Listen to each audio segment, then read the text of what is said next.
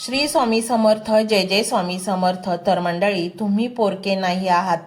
साक्षात त्रैलोक्य ज्याच्या तालावर चालतो तो तुमचा पिता आहे.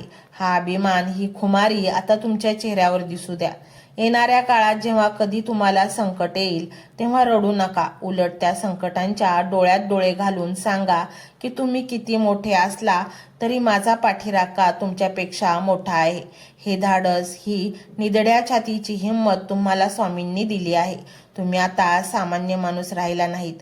तुम्ही आता स्वामी पुत्र किंवा स्वामी कन्या झाला आहात. या नात्याचा सन्मान ठेवा.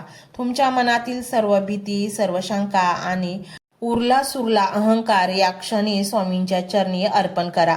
स्वतःला पूर्णपणे रिकामं करा आणि त्या रिकाम्या झालेल्या जागेत स्वामींच्या प्रेमाला भरून घ्या. जसा दिवा विझताना वातीला शेवटचा मोठा प्रकाश देऊन जातो, तसा हा संदेश संपताना तुम्हाला एक तेज देऊन जातं. हे तेज तुमच्या आयुष्यातील अंधार कायमचा मिटवून टाकेल. आता शांत व्हा, अगदी शांत.